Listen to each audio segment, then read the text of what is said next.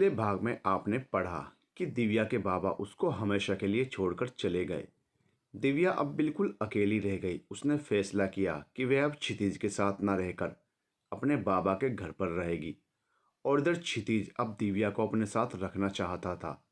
इसके साथ ही एक ज़बरदस्त खुलासा भी हुआ कि प्रिया एक क्रिमिनल है। तो अब देखते हैं कि आगे क्या होता है। 3 महीनों से उसने क्षितिज से बात तक नहीं की थी। उसे नज़र भरकर देखा तक नहीं था। दिल के अंदर बेचैनी थी और एक जंग जारी थी कि वह क्या करे।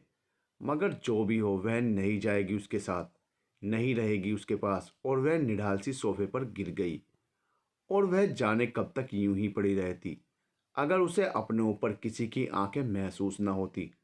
उसने नज़र उठाकर दरवाजे की ओर देखा तो क्षितिज खड़ा हुआ उसी को देख रहा था।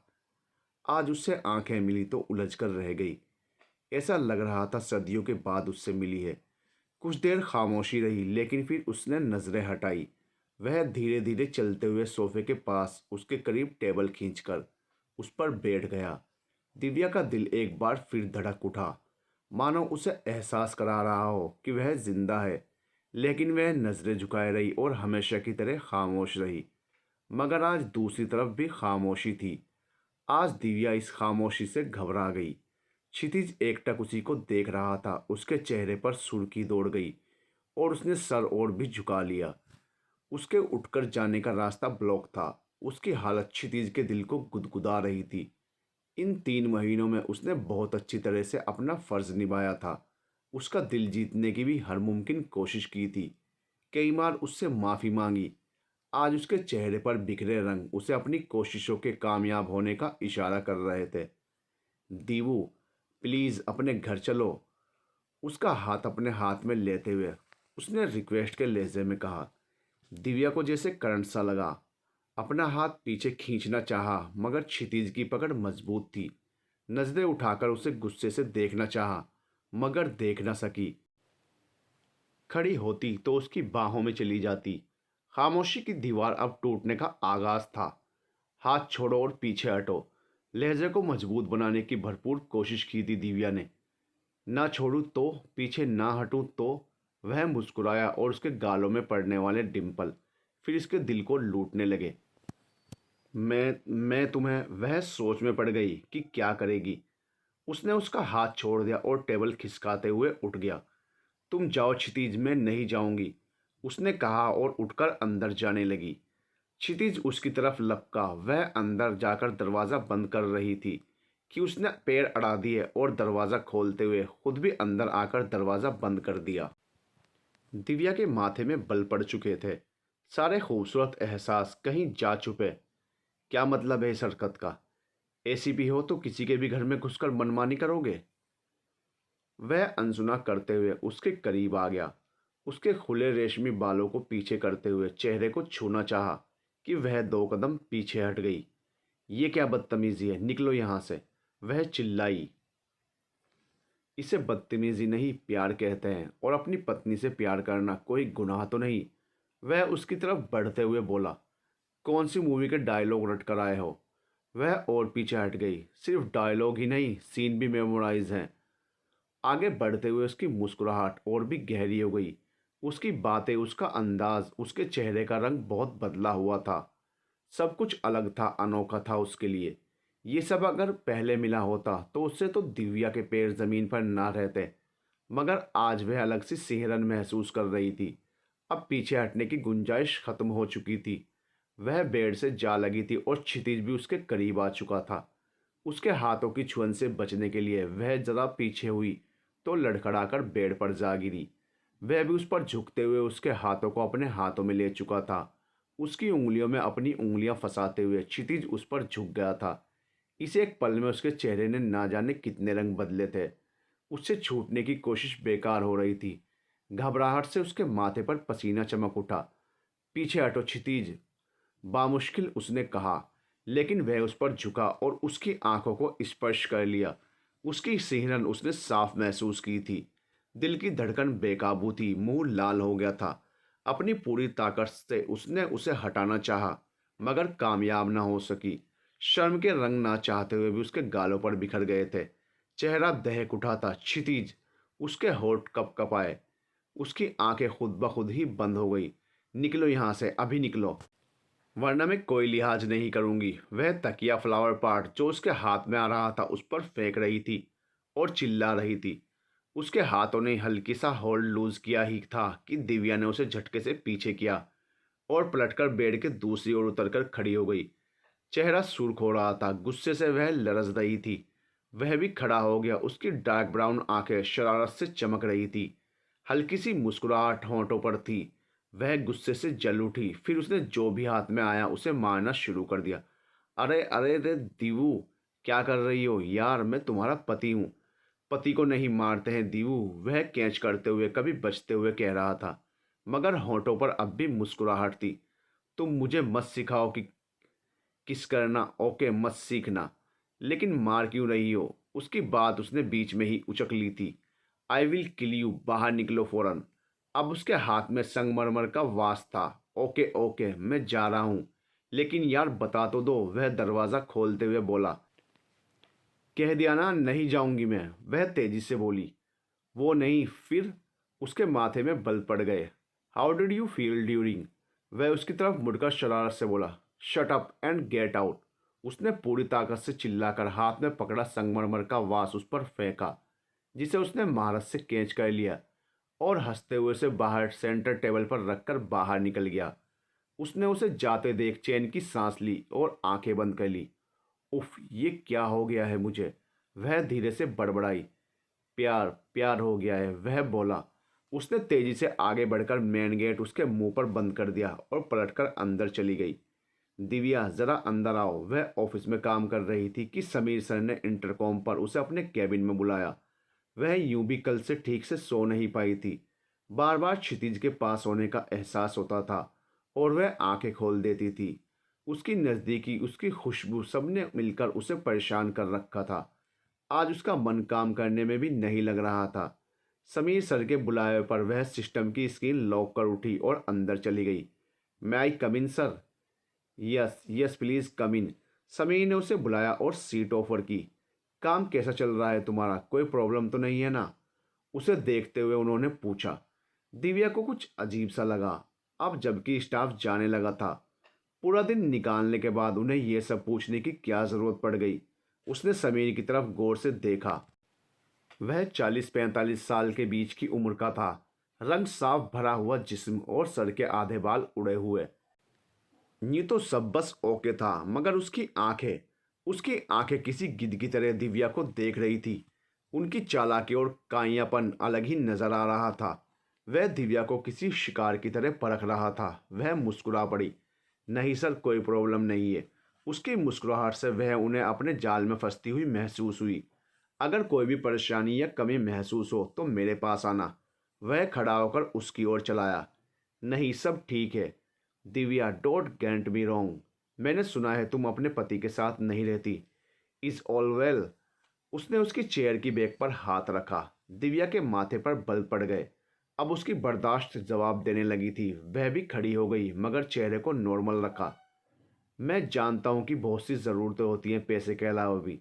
मैं तुम्हारी हर ज़रूरत को पूरा कर सकता हूँ। इतने महीनों से अलग रह रही हो, क्यों ना आज रात हम कहीं बाहर चलें? उसने लहजे में चाशनी घोलते हुए कहा। कहाँ? जहाँ तुम चाहो, जिस होटल में कहो रूम बुक कर देता हूँ। बस तुम और मैं, तन्हाई, मदहोशी, मस्ती का आलम।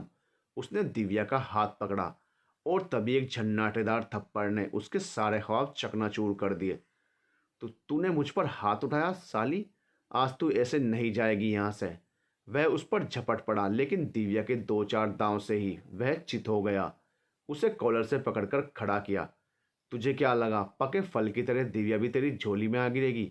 मैं दिव्या हूँ और मेरे साथ कोई मैसअप करने की कोशिश की तो अच्छा नहीं होगा। उसे पीछे धकेलकर वह बाहर निकल गई। लुकिंग गॉर्जियस स्वीट हार्ट, क्षितिज की आवाज़ पर वह जम गई। आज रेखा की शादी थी और वह उससे मिलने के बाद एक शांत से कोने में लगी टेबल पर थी जब करीब से ही उसकी आवाज़ उभरी। अगले ही पल वह उसके सामने आ बैठा। उसे समझ नहीं आ रहा था कि वह कैसे रिएक्ट करे। उस दिन का हर मंजर उसकी निगाहों में घूम गया था। क्षितिज ने पूरे हक के साथ उसका जायजा लिया।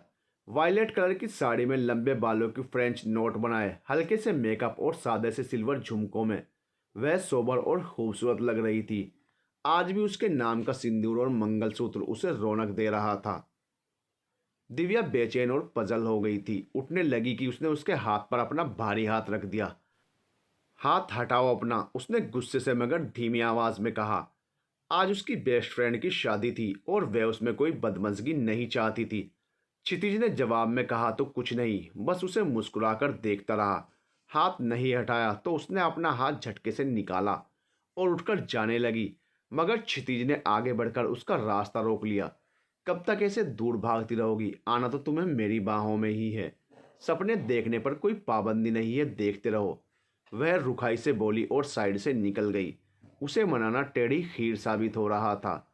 वह उसके पीछे लपका। वेटर, एक गिलास पानी, उसने वेटर को कहा और उसके पास गया। तुम क्यों मेरे पीछे पड़े हो? यहाँ कोई सीन क्रिएट मत करो।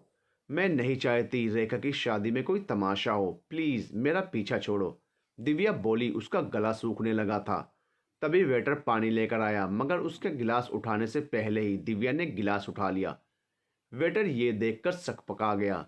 वह जल्दी से वहां से निकल गया। उसने पानी पिया तो उसका टेस्ट अजीब सा था। उसने आधा पीकर ही गिलास टेबल पर रख दिया। मैं तुमसे दूर नहीं रह सकता दीवू, और ये बात मैं अब अच्छी तरह से समझ गया हूँ, उसने बेहद मोहब्बत से कहा। अचानक ही दिव्या को घबराहट होने लगी। गला जैसे कोई दबा रहा था। सांस रुकने लगी। घबराहट के मारे वह गला मलती हुई खड़ी हो गई। उसके मुंह से कोई आवाज नहीं निकल पा रही थी। और फिर अचानक ही उसने अंदर से आती उबकाई को रोकने के लिए मुंह पर हाथ रखा और उसका पूरा हाथ खून से भर गया। उसके मुंह से खून निकल रहा था। दीवू, वह खून की उल्टियां करती दिव्या को देखकर चिल्ला पड़ा। वह होश व हवास से बेगाना होकर उसकी बाहों में झूल गई। उसने बहुत जल्दी से उसे अपने मजबूत बाजुओं में संभाला और तेजी से लेकर वहां से निकल गया। प्राइवेट हॉस्पिटल के इमरजेंसी वार्ड में उसे तुरंत ही ले लिया गया था। अंदर ऑपरेशन रूम में डॉक्टर्स उसका स्टमक वॉश करने में बिजी थे। ऑपरेशन रूम के बाहर वह परेशानी से इधर उधर टहल रहा था। ये तो तय था कि जहर दिया गया था उसे, मगर कब और कैसे और कोई उसे क्यों मारना चाहेगा? उसका दिमाग इस वक्त और कुछ नहीं सोच पा रहा था। वह बस उसकी सलामती चाहता था। मॉम डैड को उसने फ़ोन कर दिया था। कुछ देर बाद ही वो लोग भी आ गए। हर गुजरते पल के साथ उसका दिल भी डूबता जा रहा था। 2 घंटे के जानलेवा इंतजार के बाद ऑपरेशन रूम का दरवाज़ा खुला और एक डॉक्टर बाहर आया। वह उसकी तरफ तेजी और बेताबी से बढ़ा। डॉक्टर, हमने वॉशिंग कर दी है। पॉइजन ज़्यादा क्वांटिटी में अंदर नहीं गया था और जल्दी ही उन्हें यहाँ ले आए, वरना बहुत खतरा हो सकता था, डॉक्टर ने बताया। जहर किस तरह का था डॉक्टर? जो जहर उन्हें दिया गया था वो स्वीट पॉइजन की एक निश्चित मात्रा थी। ये जहर सादे पानी में भी दिया जा सकता है और किसी और ड्रिंक के साथ भी। सादा पानी सुनकर उसने एकदम से डॉक्टर को देखा और उसे याद आया कि सादा पानी तो उसने अपने लिए मंगाया था, जिसे दिव्या ने। Oh my God! तो ये मौत उसके लिए थी जिसे दिव्या ने अपने सर ले लिया था। क्षितिज ने सोचा, अभी उन्हें ब्लड चढ़ाया जा रहा है। काफ़ी ब्लड लॉस हुआ है। अगले 12 घंटे में उन्हें होश आ जाना चाहिए। नाउ एक्सक्यूज मी, डॉक्टर कहते हुए आगे बढ़ गए। 2 घंटे बाद उसे वार्ड में शिफ्ट कर दिया गया। मॉम डैड और वह उसके पास थे। वह अभी तक बेहोश थी। चेहरा पीला पड़ गया था। कुछ देर पहले जिंदगी से भरा गुस्से से देखता वह चेहरा मौत से लड़ते हुए अपनी रौनक खो चुका था। क्षितिज, बेटा तुम चेंज कर लो, मुझे तो याद ही नहीं रहा। तुमने जो कपड़े मंगाए थे अपने ये रहे। मॉम उसकी खून से सुर्ख हुई वाइट शर्ट को देखते हुए बोली और एक बैग उसे थमा दिया। दीवू, प्लीज होश में आओ, मैं तुम्हारे बगैर बहुत अकेला हूँ, प्लीज, वह उसका हाथ थामे हुए कह रहा था। मॉम डैड को उसने घर भेज दिया था। उसके बाद वह उस वेटर का चेहरा याद कर रहा था। उसने अपने डिपार्टमेंट को बोल दिया था कि इस स्केच आर्टिस्ट को बुलाकर उसके पहुंचने से पहले। बस अब उसके होश में आने का इंतजार था। सुबह के 4 बजे थे जब उसकी पलकों में हल्की सी हलचल हुई। वह जो पूरी रात एक पल के लिए भी सुकून से बैठा नहीं था, एकदम से उसे पुकार बैठा। दीवू! आज उसकी आवाज में प्यार था, फिक्र थी। उसके मुंह से कराह निकली गई थी। क्षितिज ने जल्दी से डॉक्टर को बुलाया। खान, मुझे ये आदमी चाहिए। आई डोंट नो तुम इसे कैसे और कहाँ ढूंढोगे। लेकिन इसका मिलना बहुत ज़रूरी है, क्षितिज ने इंस्पेक्टर को बोला। उसने हाथ में पकड़ा स्केच उसकी तरफ बढ़ा दिया। मॉम डैड के हॉस्पिटल आने के बाद वह सीधे हेडक्वार्टर आया, जहां उसके कहे मुताबिक स्केच आर्टिस्ट पहले से मौजूद था। 1 घंटे के अंदर स्केच बनाकर तैयार हो चुका था।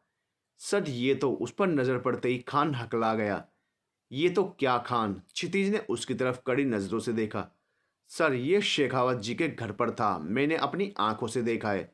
खान ने इधर उधर देखकर अच्छी तरह से किसी के ना होने की जांच करने के बाद धीरे से क्षितिज के पास जाकर ऐसे बोला कि कोई सुन न सके। चलो, उसने खान को कहा और बाहर कदम बढ़ा दिए। खान ने भी उसके पीछे पीछे बाहर कदम रख दिया। वो दोनों पुलिस जिप्सी में थे। शेखावत, वो मंत्री? क्षितिज ने पूछा। जी सर, 1 हफ्ते पहले की बात है, उन्हें फ़ोन पर कोई धमकी मिली थी, तो मैं भी वहाँ उसकी सिक्योरिटी के पर्पज़ में था। तब मैंने मंत्री जी को एक लड़की और इस आदमी के साथ देखा था। खान ने बताया। लड़की?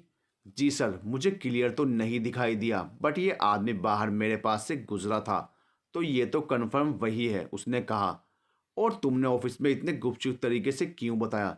सर, महाजन और तिवारी वो दोनों मंत्री जी से काफ़ी घुले मिले हैं, तो बस इसलिए। ठीक है, अभी किसी को कुछ नहीं बोलना, उसने कहते हुए जिप्सी वापस घुमा ली। उसने सोच लिया था कि वह किससे किस पर कब निगरानी रखवाएगा और क्या करेगा। वह ज़्यादा वहाँ नहीं रुका और 1 बजे तक निकल गया। मैंने कह दिया ना, मैं नहीं जाऊंगी तुम्हारे घर, दिव्या ने कहा। वह शाम को आया जब उसे डिस्चार्ज कराना था। मॉम डैड ने क्षितिज को अल्टीमेटम दे दिया था कि दिव्या को घर ही लेकर आना है, वरना वो भी नहीं आए। और दिव्या किसी तौर पर भी उसके घर में जाने को तैयार नहीं थी। मॉम डैड घर चले गए थे, उसने डिस्चार्ज की सारी फॉर्मेलिटी पूरी कर दी थी। ठीक है, तुम्हारे घर चलते हैं, उसने आराम से मुस्कुराते हुए दवाइयाँ उठा ली। वह उसे उसके घर ले आया और कमरे में उसे ले जाकर खुद भी वहीं बैठ गया। तुम यहाँ क्यों बैठ गए? जाओ। उसे आराम से बैठकर उसकी नज़रों को खुद पर जमे देखकर वह अनकंफर्टेबल हो रही थी। अब से मैं भी यहीं रहूँगा। क्या दिमाग ठीक है तुम्हारा? माँ पापा के साथ कौन रहेगा फिर? वह झल्लाहट से बोली। क्या करें, उनकी बहू घर जाने के लिए तैयार नहीं है और बेटे को बहू के बगैर आना अलाउड नहीं है, तो क्या कर सकते हैं? उसने कंधे उचकाए और रिलैक्स होकर बैठा रहा। उसकी नज़रें उसी पर थी जो नज़रें झुकाए किसी गहरी सोच में गुम थी। चेहरे की रौनक कम हो गई थी। जहर ने ऐसा असर किया था कि मुंह, गला, आंख सब छिल गए थे। वह बामुश्किल बहुत थोड़ा सा खा पाती थी। अब उसे वह इस हाल में तो अकेला बिल्कुल नहीं छोड़ सकता था। उसकी जिद उसके साथ, मगर जब से उससे प्यार का एहसास हुआ था वह उसके लिए अनमोल हो चुकी थी। क्षितिज, प्लीज तुम चले जाओ, मैं ठीक हूं अब। उसने उसे समझाने के लिए मुंह खोला। तुम्हारे बगैर तो मॉम मुझे घर में नहीं घुसने देंगी, और डैड मत पूछो, वो तो अपनी हॉकी तैयार किए बैठे होंगे। ठीक है, तुम मुझसे नफरत करती हो, मगर क्या डैड से पिटवा कर मानोगी? वह सीरियस अंदाज में बोल रहा था, मगर आंखें मुस्कुरा रही थी। ठीक है, मैं एक शर्त पर चलूंगी। क्या है वो शर्त? तुम मुझसे दूर रहोगे, मेरे नज़दीक नहीं आओगे। उसने दूसरी तरफ देखते हुए कहा। वह हंस दिया। ओके, जानबूझकर ऐसा नहीं करूँगा, मतलब तुम। चलो अब। वह बोलती रह गई, मगर वह उसकी बाह पकड़कर उठ खड़ा हुआ। माँ पापा उन्हें साथ देखकर निहाल हो गए थे। न्यू भी उनकी बॉन्डिंग शादी के पहले से ही काफ़ी अच्छी थी। बेडरूम में आकर ऐसा लगा मानो बरसों बाद वहाँ कदम रखा हो। उसका घर, हर चीज़ ऐसी ही थी जैसी वह छोड़कर गई थी। वह कमज़ोरी की वजह से बेड पर ढह गई। उसका काफ़ी ज़्यादा ब्लड लॉस हुआ था। अभी भी वह नॉर्मल नहीं हो पाई थी। थोड़ी देर में ही वह उसके लिए खाने की थाली लेकर आ गया, जिसमें उसके लिए परहेजी खाना था। दीवू, ये देखो तुम्हारे लिए दलिया, तुमसे खिचड़ी नहीं खाई जाती ना, तो मॉम ने दलिया बनाया है। वह उसके सामने बैठ गया। मुझसे नहीं खाया जाएगा। खाने के नाम से ही उसे उलझन हो रही थी। एक कतरा पानी भी पीती तो गला छिलने लगता। लेकिन वह भी तैयार था, क्योंकि डॉक्टर ने बोला था कि वह खाना ज़रूर खाए वरना प्रॉब्लम हो जाएगी। उसने ज़बरदस्ती उसे बहलाकर खिलाया और उसके बाद दवाई खिलाकर उसके सामने काउच पर बैठ गया। वह बहुत आराम से, बेहद मोहब्बत के साथ उसे देख रहा था। उसे इस तरह खुद को देखते पाकर दिव्या ने अपना मोबाइल हाथ में ले लिया और उसमें लग गई, मगर उसकी निगाहों की तपिश उसका चेहरा दहका रही थी। तुम ऐसे मत देखो मुझे, मुझे अजीब लग रहा है। आखिर वह बोल पड़ी। तो कैसे देखूं बताओ? वैसे देख लूंगा, उसने बड़े आराम से जवाब दिया। डोंट बी ओवर स्मार्ट, मैंने पहले ही कहा था कि मुझसे दूर रहना। वह गुस्सा दिखाने के लिए बोली। यार मैं तो दूर ही हूँ और तुमने देखने के लिए थोड़े ही मना किया था। मेरी वाइफ इतने महीनों बाद मेरे सामने है और करीब आने की पाबंदी भी है, तो देख तो सकता ही हूं ना। उसने बेचारी सी शक्ल बनाई। वह कुछ बोलने वाली थी मगर फिर चुप होकर लेट गई और मुंह तक खुद को ढक लिया। क्षितिज हंस दिया। हेलो। देर रात क्षितिज का मोबाइल रिंग हुआ। वह उनींदा सा था मगर दूसरी तरफ से ऐसा कुछ कहा गया था कि उसकी नींद उड़ गई। वह अलर्ट हो चुका था। मैं पहुंच रहा हूं, तुम तैयार रहो मगर मेरे आने से पहले कुछ नहीं। Is that clear? वह कहते हुए तेजी से उठा और बाथरूम की तरफ बढ़ गया। दिव्या की नींद न सिर्फ खुल चुकी थी बल्कि वह उठकर बैठ गई। पिछले 15 दिनों से माँ के परहेजी खाने, पापा के जोक्स ने और क्षितिज की परवाह ने उसे भला चंगा कर दिया था। क्षितिज जब तक घर पर रहता था उसका पूरा ध्यान रखता था और ऑफिस से आने के बाद भी जब घर से बाहर होता तो दिन में 2-3 बार फोन पर जरूर पूछता कि दवाई ली या नहीं। और रात में तो उसकी जज्बे छलकाती आंखें ही काफ़ी थी। दिव्या के अंदर जमी बर्फ धीरे धीरे पिघल रही थी मगर वह ऊपर से सख्त ही बनी हुई थी। आज जो वह इस वक्त जा रहा था तो उसके दिल में कुछ अजीब सा हो रहा था। यूँ तो उसकी ड्यूटी का कोई वक्त तय नहीं था और वह अक्सर आता जाता रहता था, मगर आज कुछ तो अलग था जो उसके चेहरे पर नजर आ रहा था और जिसने दिव्या के दिल को हिलाकर रख दिया था। वह पूछना चाहती थी मगर जुबान ही नहीं हिली। वह 5 मिनट में तैयार हो गया था और अपनी गन चेक करके उसमें रखी और उसकी तरफ मुड़ा। दीवू, मुझे जाना होगा, पता नहीं कब तक लौटूंगा। मॉम डैड को मत बताना, अपना ध्यान रखना, कहकर उसने उसके माथे को चूम लिया और दरवाजे की तरफ बढ़ गया। वह यूं ही बैठी उसे देखती रह गई। वह दरवाजे पर पहुंचकर ठिठका, फिर मुड़कर उसे देखा। आई लव यू दीवू, मैं बहुत चाहता हूं तुम्हें, मुझे याद करो तो मेरे प्यार को याद करना, मेरी गलतियों को नहीं। कहकर वह रुका नहीं, तेजी से निकल गया। पीछे बैठी दिव्या का दिल तेजी से धड़क उठा था। क्या मतलब था इस बात का? आज इतना अलग क्यों लग रहा था? उसकी नींद न सिर्फ उड़ चुकी थी बल्कि अब उससे कमरे में रहना मुश्किल हो गया था। कुछ गलत होने का अंदेशा हो रहा था। वह वॉशरूम की तरफ बढ़ गई, नहाकर जल्दी से बाहर निकली। अब भी दिल को सुकून नहीं मिला था। वह घर में बने मंदिर की तरफ बढ़ गई। वह बेसुकूनी के आलम में थी। क्षितिज को गए हुए घंटों हो गए थे। उसका दिल बैठा जा रहा था। उसने कई बार उसका फ़ोन भी ट्राई किया मगर वह फ़ोन उठा ही नहीं रहा था। उसकी घबराहट बढ़ती ही जा रही थी। बस वह उसकी सलामती चाहती थी। आखिर सुबह का हल्का हल्का उजाला फैलने लगा। वह बाहर लॉन में आ गई थी और उसकी राह देखते हुए वहीं बेचैनी से टहलने लगी। तभी पुलिस जिप्सी बाहर आकर रुकी और वह उतरकर अंदर बढ़ा। उसे देखकर उसकी आंखें मारे सदमे के फैल गई थी। जिप्सी वापस जा चुकी थी। क्षितिज, वह चीखकर उस तक आई। उसकी शर्ट की दाईं बाह पूरी खून से भरी हुई थी। ऐसा लाल गाढ़ा खून देखकर उसके होश खोने लगे। ये क्या हुआ क्षितिज तुम्हें? है भगवान, अब मैं क्या करूं? चलो डॉक्टर के पास चलो। क्या हुआ है ये? उसकी आंखें बरसने को तैयार थी। वह बेहद दुख और सदमे में थी और उसकी बाजू को थाम कर स्लीव हटाने की कोशिश कर रही थी। आइए मौके दिव्या, डोंट पैनिक, चलो अंदर आओ। उसने उससे दूसरे बाजू के घेरे में लेते हुए कहा और अंदर की तरफ जाने लगा। क्षितिज, पहले बताओ तो प्लीज़, ये बुलेट लगी है ना? वह अंदर की तरफ जाते हुए कह रही थी। नहीं बाबा, कोई बुलेट नहीं लगी, बस हल्का सा छूकर निकली है। उसने उसके साथ कमरे में कदम रखते हुए जवाब दिया। दिखाओ मुझे। उसे यकीन नहीं हो रहा था। उसने उसकी शर्ट ज़बरदस्ती उतरवाई और बाजू पर अच्छा खासा घाव था। तुम बैठो, मैं फर्स्ट एड बॉक्स लाती हूँ। वह जितनी तेज़ी से बाहर गई थी उतनी ही फुर्ती से वापस आई और उसके घाव को एंटीसेप्टिक से साफ करने लगी और साथ ही फूंक भी मारती जा रही थी। वह उसे ही देख रहा था। उसकी तकलीफ़ के एहसास ने उसकी आंखें भिगो दी थी।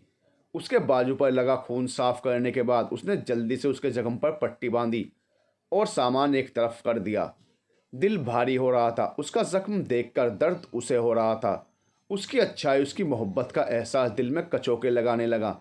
जिस मोहब्बत को वह रोज़ अपने झूठे गुस्से के पीछे छुपाती थी, जिसे रोज थपक कर सुलाती थी, वह आज अपनी सारी ताकत के साथ उसके सामने आ चुकी थी। उसके बिना उसकी जिंदगी का भला क्या मतलब था?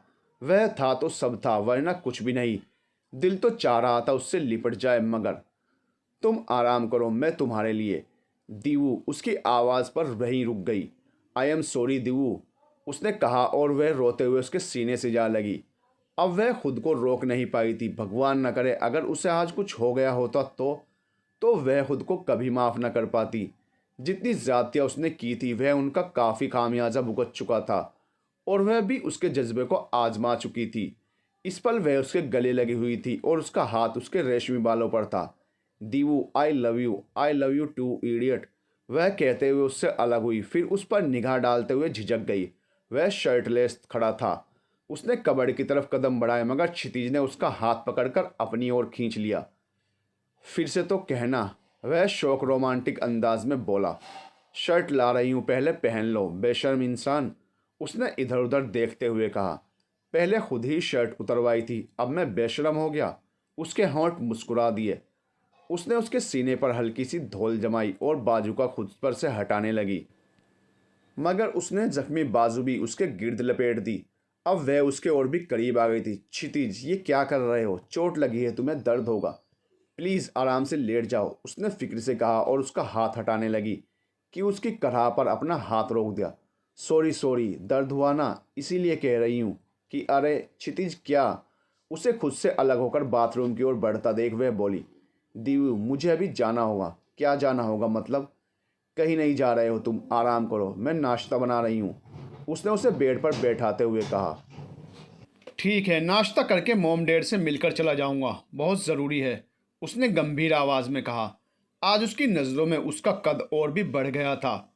उसने मंत्री रामवीर शेखावत के यहाँ रेड मारी थी, जिसमें ना सिर्फ खूब गोलियां चली थी, बल्कि एक हवलदार और एक इंस्पेक्टर गोली लगने से जख्मी भी हो गया था।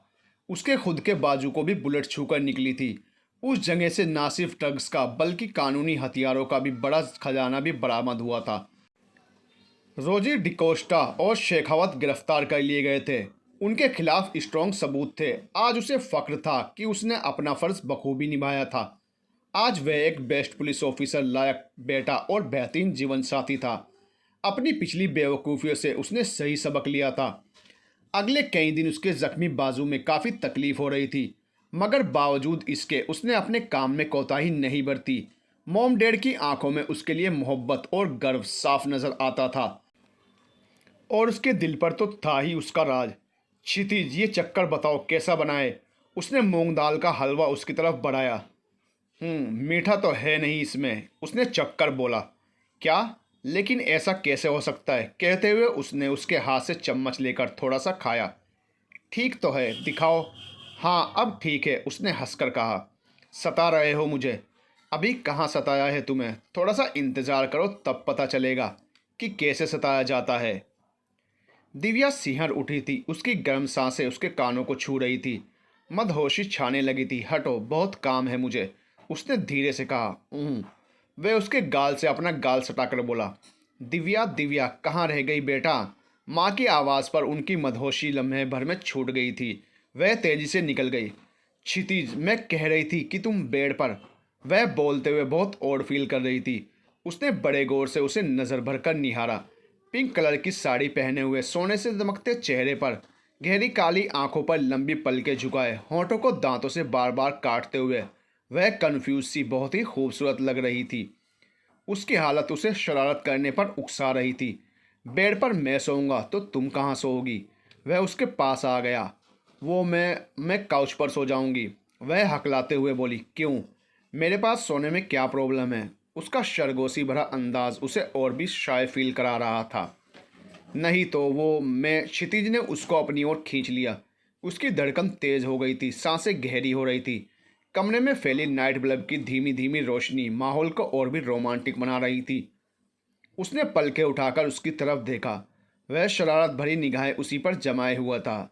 वह लम्हे भर में समझ गई कि वह उसे परेशान कर रहा है। क्षितिज, जाओ सो जाओ, मुझे परेशान मत करो। लाख कोशिशों के बाद भी उसकी आवाज़ में गुस्सा नहीं था। मुझे नींद नहीं आती, अकेले ख्वाबे में आया करो, नहीं चल सकूंगा तुम्हारे बिना मैं। मेरा तुम सहारा बनो, एक तुम्हें चाहने के अलावा कुछ और हमसे होगा नहीं। बोल दो ना ज़रा, दिल में जो है छिपा, मैं किसी से कहूँगा नहीं। वह गुनगुनाते हुए उसके और भी करीब होता जा रहा था। क्षितिज, मुझे नींद आ रही है। उसकी नज़दीकी से उसे शर्म आ रही थी, मगर शर्माना उसे खुद को ही अजीब लग रहा था। और वह नहीं चाहती थी कि उसका सुर्ख होता चेहरा वह देखे, लेकिन वह तो उसके चेहरे पर बिखरे रंग ना सिर्फ देख चुका था, बल्कि उनसे मज़े भी ले रहा था। वह उसके करीब कोहनी के बल हाथ पर सर टिकाकर लेट गया। पूरी तरह से वह उसकी नज़रों में थी, और इस तरह वह और भी ज़्यादा अनकंफर्टेबल हो रही थी। तुम ऐसे क्यों देख रहे हो मुझे? सो जाओ ना आप प्लीज़, वह खींच कर बोली। फिर कैसे देखें, तुम ही बता दो स्वीट हार्ट, वह उसकी आंखों में आंखें डालकर बोला। उसकी बात पर उसे अपने गाल दहकते हुए महसूस हुए। वह दूसरी तरफ देखने लगी, मगर उसकी नज़रों ने उसे तकना नहीं छोड़ा था। देखो क्षितिज, देख ही तो रहा हूँ, ये बहुत ज़्यादा हो रहा है, मैं बता रही हूँ। वह सच में तंग हो चुकी थी। हाँ यार, बहुत ज़्यादा हो रहा है। मुझे अंदाज़ा ही नहीं था कि तुम दिव्या, दिव्या दी ग्रेट, मुझसे शर्मा जाओगी और मेरा दिल लूट कर मुझी पर रौब जमाओगी। वह तो और भी ज़्यादा रोमांटिक हो रहा था। वह उठकर बैठ गई। मैं नहीं शर्मा रही हूँ, ओके? मुझे नहीं सोना यहाँ पर, मैं जा रही हूँ। पता नहीं क्या हो गया है तुम्हें, वह गुस्से के पीछे जज्बात छुपाते हुए उठने लगी। वह खड़ी तो हुई, मगर उसने उसका हाथ पकड़कर खींच लिया। अचानक ऐसा होने की वजह से वह डिसबैलेंस होकर उसी पर गिर गई। आई लव यू दीवू, उसकी आंखों में देखते हुए उसने कहा, तो वह जल्दी जल्दी पलकें झपकाने लगी। बहुत प्यार करता हूँ तुमसे, कहते हुए उसके गालों को चूमती लटों को उसने हाथ से पीछे किया और दूसरे हाथ से उसे कवर कर लिया। अब वह हया से नजरें नहीं मिला पा रही थी। आखिर वह उसकी मोहब्बत था। उसकी पलकें खुद ब खुद ही झुक गई थी, और उसके इस अंदाज पर वह उसे करवट लेकर पलटते हुए उस पर झुक गया था। उसकी खूबसूरत आंखों को स्पर्श किया था। दिव्या का चेहरा सुर्ख और आंखें बंद थी। उसकी सांसें गहरी हो गई। उसका चेहरा हया के रंगों से सजा हुआ था। इस पल वह उसके होश उड़ा रही थी। दीवू, बेहद मोहब्बत से उसने पुकारा। बामुश्किल उसने पलकें उठाई। नज़रें आपस में उलझ गई। सारी बातें आंखों ही आंखों में हो रही थी। फिर उसने हल्की सी मुस्कुराहट के साथ पलकें झुका ली। 6 महीने बाद। दिव्या, बहुत भूख लगी है, कुछ है खाने को? घर लौटकर उसने फ्रेश होने के बाद उसे आवाज़ लगाई। चाय बन गई है, साथ में चिकन फ्राई है, आ जाओ, वह अंदर आते हुए बोली। रेड एंड ब्लैक खूबसूरत सूट पहने हुए, बालों का ढीला सा बन उस पर खूब फर रहा था। कुछ लटे गालों और गर्दन पर चिपकी थी। किचन में काम करने से गर्मी से चेहरा सुर्ख हो रहा था। वह खड़ा हो गया। बाहर लॉन में मॉम डैड के पास बैठा। तभी नोरा आंटी आती नजर आई। मॉम उनसे मिली और बातें करते हुए वो भी वहीं बैठ गई और चिकन के साथ इंसाफ करने लगी। अरे वाह बेटा, बड़ा अच्छा बनाए। दिव्या बेटा तू भी आ जा, उन्होंने कहा। वह जो आ ही रही थी उनके करीब बैठ गई। अब तो तुम दोनों को अपनी फैमिली शुरू कर देनी चाहिए। आखिर इस घर में भी तो बच्चे खेलें, फिर तुम्हारे माँ पापा का भी तो अरमान होगा। सोचो भाई अब। नोरा आंटी जो पहले भी एक दो बार बोल चुकी थी, आज माँ पापा के सामने ही शुरू हो गई थी। उनकी बात पर दिव्या जहाँ नज़रें झुका गई, वहीं क्षितिज भी झेंप गया। ऐसा क्या शर्मा रहे हो दोनों? बच्चे बहुत ज़रूरी हैं। और उनका टेप रिकॉर्डर चालू हो गया। दिव्या तो काम के बहाने से उठकर अंदर आ गई, मगर क्षितिज की उन्होंने क्लास ले ली। तभी उसका फ़ोन बजा और वह भी जान बचाकर अंदर आ गया। रात के खाने के बाद वह थोड़ी देर टहलकर रूम में जा रहा था कि उसकी आहट पर अंदर से दिव्या की आवाज़ आई। रुको रुको, अंदर नहीं आना। उसकी आवाज़ पर वह ठिठक गया, लेकिन फिर हल्के से दरवाज़ा खोला और अंदर आ गया। क्षितिज, वह गुस्से से बोली और टॉवल लपेटे हुए बाथरूम की ओर बढ़ने लगी कि वह उसके पास आ गया। वह अभी नहा कर आई थी। वाओ, नोरा आंटी की बातों का इतना असर। वह मुस्कुराते हुए उसके सामने खड़ा हो गया। शट अप, ऐसा कुछ नहीं है, मेरे कपड़े नीचे गिरकर गीले हो गए थे इसलिए ऐसे। वह उसके नज़दीक आ गया। क्षितिज, क्या कर रहे हो? वह पीछे हटते हुए बोली। कुछ नहीं कर रहा हूँ डर्टी माइंड, वह हंसते हुए बोला और उसका हाथ पकड़कर उसे कबर्ड के पास ले आया। आराम से चेंज कर लो, उसने कहा और पीछे हटकर बेड पर लेट गया। उसने कपड़े निकाले और बाथरूम की तरफ जाने लगी। अरे वहाँ कहाँ जा रही हो? उसने पूछा। चेंज करने। यहीं कर लो, उसके चेहरे पर शरारत थी। बदतमीज़, बेशर्म, वह दिल ही दिल में कहते हुए जल्दी से जाकर दरवाज़ा बंद कर लेती है। चेंज करके आई तो गुस्से से लाल थी। भीगे बाल कमर पर बिखरे हुए थे। उसने जाकर उसे गले से लगा लिया। छोड़ो मुझे, बहुत परेशान करते हो तुम। मुझे बात नहीं करनी तुमसे, उसने उसे कोहनी मारते हुए कहा। यार दीवू, पति को ऐसे कौन मारता है यार। ज़्यादा नाटक करने की ज़रूरत नहीं है, कोई ज़ोर से नहीं लगा है तुम्हें। उसने बाल संवारे और पलटकर बोली। अच्छा सुनो यार, नोरा आंटी ठीक कह रही थी, एक बेबी तो। उसने उसकी तरफ प्यार से देखते हुए कहा। तुम्हें बच्चे पसंद है ना? देखो, मुझसे बच्चे नहीं संभलते हैं। बच्चे को कौन संभालेगा, वो भी दो दो बच्चों को। दिव्या ने आराम से कहा। दो दो बच्चे? हाँ, एक तुम और एक तुम्हारा बच्चा। जान, पहले बच्चे को आने तो दो, उसने प्यार से कहा। क्षितिज, दूर रहो तुम। यार प्लीज़ ना, डॉक्टर ने दूर रहने को कहा है पहले 3 महीने। उसने धीरे से सर झुकाते हुए कहा। 3 महीने? फिर 1 मिनट, पहले 3 महीने मतलब? वह एक्साइटमेंट में बोला। हाँ बुद्धू, तुम डेढ़ बनने वाले हो, उसने शर्माते हुए कहा। सच? ओहो Divu, I am so happy, I love you. कहते हुए उसने उसे गोद में उठा लिया। अरे अरे क्षितिज छोड़ो। ओह थैंक यू दीवू, मेरी ज़िंदगी में आकर उसे इतना खुशनुमा बनाने के लिए। कहते हुए उसने उसे बाहों में भर लिया। दिव्या ने भी प्यार से उसके सीने पर सर रखकर आंखें बंद कर ली। तो दोस्तों, कैसी लगे आपको क्षितिज और दिव्या की प्रेम कहानी? आगे भी हम ऐसी रोमांचक खट्टी मीठी लव स्टोरी आपके लिए पेश करते रहेंगे। आप बस ऐसे ही हमें प्यार देते रहिए। वीडियो को लाइक और शेयर करना ना भूलें और अपने प्यारे प्यारे कमेंट करके अपना फीडबैक भी देते रहिए।